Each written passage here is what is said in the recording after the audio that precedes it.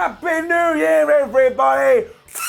It's 2020. That's the most terrifying one of those I've ever used. I hope you had a great new year. I hope you're ready for the next 12 months, because you know one thing you're definitely going to get is me, Simon Miller, in this hat that does not fit my head and this bow tie that is slowly suffocating me, is going to take you through all the wrestling shows, and we're going to give the good bits an up, and we're going to give the bad bits a down. This has absolutely got to come off. My word, it's as if it's for a small child. But let's kick things off with the show that everybody loves. It is All Elite Wrestling's Dynamite. Finger of power, you ready? I'm ready. It talks now. Let's up those downs.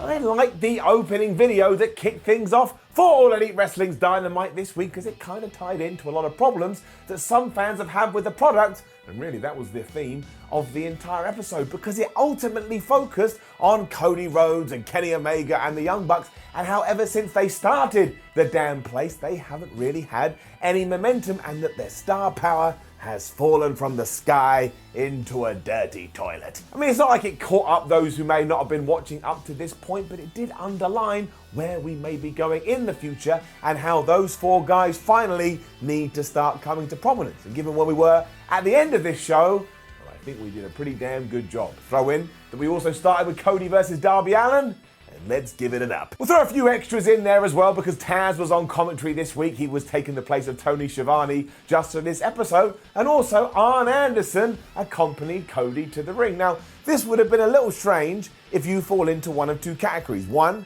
you're not really frequently on social media, you'd have no idea what was going on. But two, I understand that a lot of brand new wrestling fans are now watching All Elite Wrestling, and you would have been like, my word, Cody Rhodes has aged over these past 2 weeks when they took a little gap. Now, you should absolutely know who Arn Anderson is, but I understand this could have been very confusing. It's the same for Darby Allin, who came out with someone from Ghostmane, of all people, and thank goodness the announcers talked about that, because I completely understand if you don't know who Ghostmane are. Somehow I do. I'm not cool. I've just heard about them in the past. But again, it was a bit like, who is this strange person that is walking out with Darby Allin? It was a really good match though, as both guys decided to come out fighting right out of the gates. We had a series of near falls, and at one point Cody just got really pissed off, so he forearmed Darby right in the face. He's like, man, this has just become ridiculous. It also seems like Arn is taking his role as the head coach of the Nightmare family very seriously, because at one point he was talking to Cody Rhodes and he was like putting papers in front of his mouth,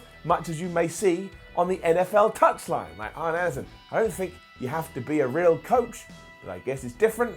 I like different. It's also tied into the finish and started to make me think what exactly we're going to do with Cody going forward, because Darby Allin did indeed go for his coffin drop off the top rope, and from nowhere Anderson was on the ring apron and he was just slapping his knees. Now, at first you were really confused. You're like, oh no, Arn Anderson has lost it, or he's doing some nice little jig, but he wasn't. He was telling his client, his trainer, his person, whatever you want to call Cody, hey, get your knees up. That guy's about to smash you in his face. Cody did, and then he used the most surprising move in all of professional wrestling. It's devastating, I tell you. The surprise roll-up, or really just called over to him and gave him a bit of a schoolboy, and he did indeed get the win. But the most interesting part of this is that it's not really the best babyface way to get a victory in a match. I mean, Arn Anderson literally distracted Darby, and that allowed Cody to get the victory. And this kind of carried on because there was also an exposed turnbuckle used here. That was because of Darby Allin. He just took the pad and threw it away, and even though eventually Cody ran into that, it still didn't help Darby,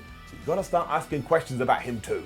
He's over there. Some backstage promos followed, a round of applause for AEW for listening to their fan base, because that's what we've been asking for, backstage promos, and they were absolutely littered throughout this episode. Here it was SCU, and they were saying they beat the Young Bucks because they had a good offense, and then the asshole Sammy Guevara turned up, and he was all like, Christopher Daniels, what do you have? Your mates have got the tag team championships, but you've got nothing except a bald head. So next week, we're going to get Christopher Daniels versus Sammy Guevara. I mean, Sammy, really, you should be focusing on Dustin Rhodes, because you're going to take him on later, but I'm still up for seeing that match. Our women's title was on the line next, and everybody calm down, wipe the sweat off your brow, because thank goodness Riho has been found. I mean, I was a little worried about where she's been.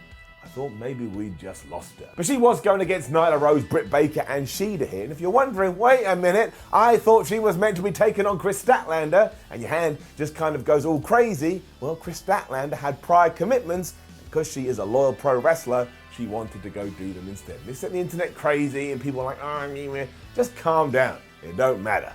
Up. It once again was all action, and we did a great job in building everybody's strengths here while hiding their weaknesses, that old Paul Heyman method. I mean, even before the bell had rung, Nyla Rose had attacked Riho, and then she was picking up the champ and powerbombing her onto Britt Baker. So just in case you had forgotten, Nyla Rose is an absolute monster, and she will whoop your gas. And AEW really doubled down on that, because at one point, she was also powerbombing Shida through a table. It's like she was so mad that she'd been suspended from the company, she returned with extra vigor and extra aggression. And the only thing that calmed her down is when Riho gave her a couple of double foot stomps from the top rope, one of which was on the apron. And if you don't know, that's the hardest part of the ring. As for the finish, well, that gets a little bit of a because Britt Baker managed to get the lockjaw, a favourite dentist move of hers, onto Shida. She was then able to reverse it into a cradle. But then from across the way, Riho was like, I know what I can do. She snuck in, and she reversed that cradle into a surprise cradle of her own. You see where I'm getting that here? She was able to retain her women's title. So, just because we talk about it a lot, a little strange that we had all these roll-ups, surprise finish pins, whatever you want to call them, in back-to-back matches, but I'm just stating it, not saying it's bad, just saying sometimes variety is okay, especially because wrestling as a whole is just obsessed with it. And I know, it's really important in Joshi wrestling. My word, do I get told that on Twitter every week. But still, this is AEW. They can do things their own way. Afterwards, Nyla Rose went crazy and just beat up everybody once more. And look, she has a point, right? She was not involved in this loss whatsoever. So I guess at some stage we do have to do Riho versus Nyla Rose. I thought all of this was very good.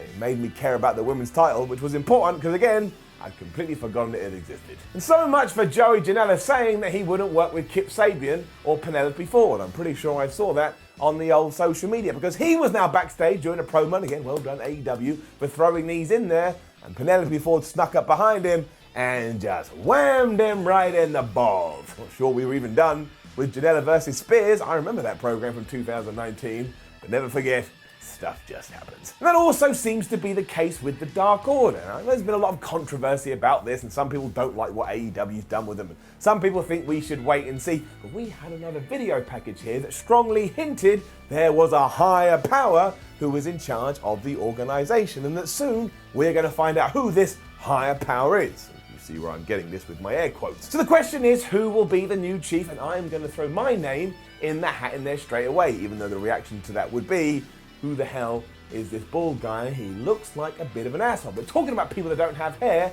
my choice, as I've already said on other videos, would be for Christopher Daniels to fill this void. Because look, he's already got a storyline going on where he seems a little bit disillusioned, he can't get a win, he hasn't got any momentum. You can turn him back to his fallen angel character, everybody loves that, and he would do a really good job. And the irony of all of this is at one stage, somebody in WWE actually said, Christopher Daniels should be the higher power when it comes to the Ministry of Darkness. That never happened. Instead, we got Vince McMahon. It was me out there. It was me all along. So this would be full circle, and I would like that very much. Breathe. And it's yet more controversy time because so many people were mad that Trent was taking on Jon Moxley, which in their eyes was the #1 contender, having a long old match with someone that's nowhere even near the belt. But you know what? I like Jon Moxley. I like Trent. I like the fact that when I watch sports sometimes, you can get a dominant team that will take on a not so dominant team, and yet somehow they manage to have a balanced fight or a balanced match. That's what this was, is getting it up. And there's not much to tell. The best part was probably when Orange Cassidy got in the ring. And the way he tried to intimidate Moxley was, of course, by taking his hands and sticking them right in his pockets. And do you know what Moxley did to try and get in Orange Cassidy's head? He also took his hands and stuck them right in his pockets. It's wrestling. That did allow Trent to hit a running knee and get a pile driver for a very near fall, but come on now, people. We are all behind Jon Moxley in 2020. We were all behind him in 2019. He is going all the way to the top, and after 2 paradigm shifts, one of which was on the ramp, he got the win. Jon hits the new year with all the power in the world. So there's no moaning from me, but what I will moan about is when we finally got our half semi payoff from everything that Jericho had said a couple of weeks ago. And if you don't remember, he was all like, on the 1st of January 2020, the first Dynamite of the year, I am going to make Jon Moxley an offer. he can't refuse. And then he came on the big screen, he came on the video wall, because of course he's in Japan for Wrestle Kingdom, and he just went, yo, Jon, if you come in, I'll make you like vice president of the group, and I'll give you a really fancy car. I thought that was so lame. Down. And yeah, the car had a personalized number plate, but no one cares about the hierarchical positions in a group. It's not like Sammy Guevara's come out and said, I am the receptionist, and Pride and the Powerful are like, I'm the financial officer, and I'm the CEO. I just thought we could have done more with this, especially because Jon Moxley then went, well, I've always considered Chris Jericho a friend, but I'm not going to tell you what I'm going to do. I'll tell you next week. It just felt so convoluted, and because this payoff wasn't that exciting, I'm not overly excited about what Jon Moxley's payoff's going to be, especially because I'm kind of guess he's just going to beat Chris Jericho up, which is fine. That program, that feud will be absolutely brilliant. Just saying this one fell a little bit flat. I do want to give props to La Champion though for admitting that within AEW there is a bit of a recruitment war going on, because not only is it happening with the Nightmare Collective, it's happening with the Dark Order, and now it's happening with the Inner Circle. That's all you've got to do sometimes if a fan is thinking it going, well, that seems a little bit recruitment heavy. If a wrestler then mentions it, you go, oh, okay, it's part of the story. Well done. Dustin Rhodes versus Sammy Guevara was next, and I'll be honest, I admitted I wasn't overly excited about this. I understood it from a narrative perspective, but it's not like I was losing sleep. But fair play to them, because this was half fight, half angle, and I was actually very entertained.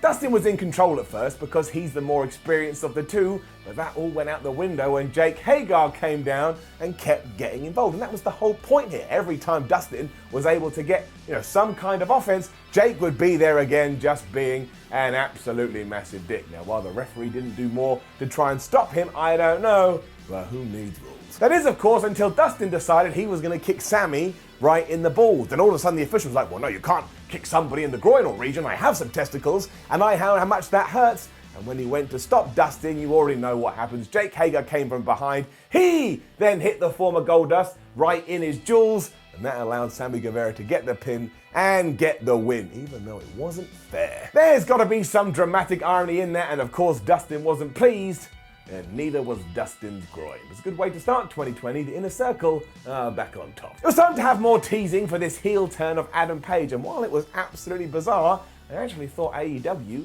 did a very good job with it, because they are taking their time and they're letting this build and they are letting the suspension rise, so when it does happen, it should make you go, oh my word, what an absolute pillock. There's also quite a lot of depth here, because Private Party were having one of their private parties until Hangman Page just appeared behind the bar where this was going down and started to drink everybody's drinks. And Private Party were like, Adam, man, what is wrong? You got to talk to us. But because Page is sad, because I guess he's kind of depressed, he doesn't even think his former friends want to hang out with him, so he lost his rag and he stormed off after being a bit of a munchkin. I really do hope AEW tries to eke this out just a little bit longer, maybe even past the point we expect it to happen, because then when it does happen, you'll get like that double twist where you go, oh, we were right all along. But again, it is very, very well done. And I think this could be, well, the biggest thing they have done since they arrived as a company.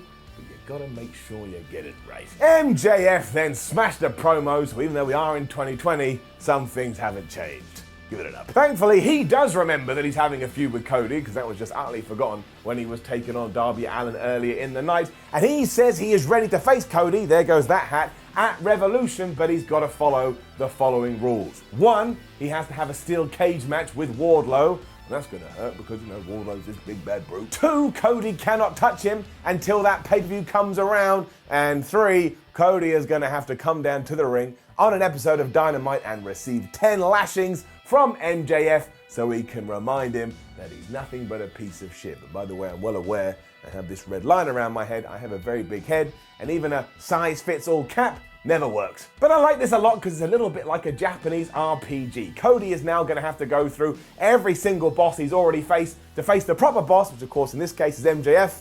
And that's why it's already got the up, but I remind you it got an up. MJF is going to probably turn into one of the best heels we have seen in a very, very long time. More backstage shenanigans followed, and again, another round of applause for keeping them throwing out as the Jungle Boy told us as he stood next to the Jurassic Express that 2020 is also going to be their year, not only as a team, but as individuals. This obviously rocked because Luchasaurus was there, and we then transitioned into yet another backstage promo where Riho was being interviewed by Alex Marvez. Before she could even start talking, Britt Baker arrived, and much like Jericho earlier, she was like, "Where the hell have you even been, Riho? It's not on." So I guess addressing our concerns that we've had. She also had the funniest line of the new year so far. I know it's only been going on for 2 days, but still, because she said, "Look, not only am I wrestling, but I'm also running my dental surgery." I mean, who thought they were going to hear that line ever, not only in 2020? Unfortunately though, as pleased as I was to see all these backstage segments, they also have to get it down. Why? Well, because throughout this morning, I had loads of people on that there Twitter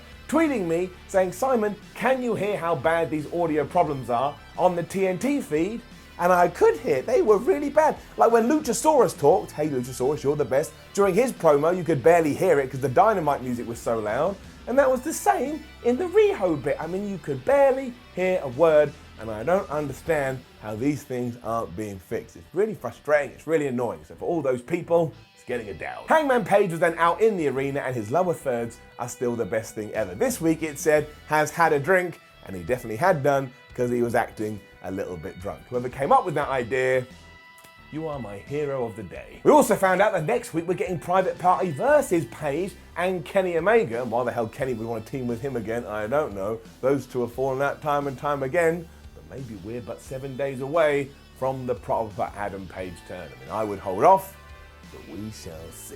And as for our main event, well, it was the Young Bucks teaming up with Kenny Omega to take on the Lucha Brothers and Pac. So you already know, you don't like this kind of stuff, just turn off the TV and walk away. But if you do like it, my word, they're all so damn talented. Give it an up. I honestly am genuinely blown away by their athletic skills, but I'm also dumbfounded by this new movement who are like, ever since Kenny Omega has joined All Elite Wrestling, he has proven he was overrated. Are you kidding me? Okay, sure, maybe some of his storylines or booking haven't been the best, but in terms of in-ring talent, Kenny Omega is one of the best of the modern era. You've got to have some malfunctioning with your brain to think this. He's so damn good. It was him that kicked things off with Pentagon 2, including taking the masked man's glove and just slapping him right around the face. Now I know in the Wild West, that means you're gonna have a duel, but we've never had that in AEW so far, so I'm going to assume the rule is, even if you do this, there is no duel, which is kind of sad. I wanted to see an AEW duel, maybe something for, February or March. We then had some crazy drop kicks and arm drags from Nick Jackson and Phoenix, and soon the story became clear. All these guys have fought on the other so many times. They know their style, they know their playbooks, so they kind of kept cancelling each other out. And again, as I've already said, I like the sports stuff, I like the sports analogies. How many times have you heard that with football or boxing? It's just cool, and sometimes it goes down. I liked all of it. I also popped like a proper idiot when Pac hit the Black Arrow on Omega, because I genuinely thought he was going to get the win, but the Young Bucks broke it up at the last minute.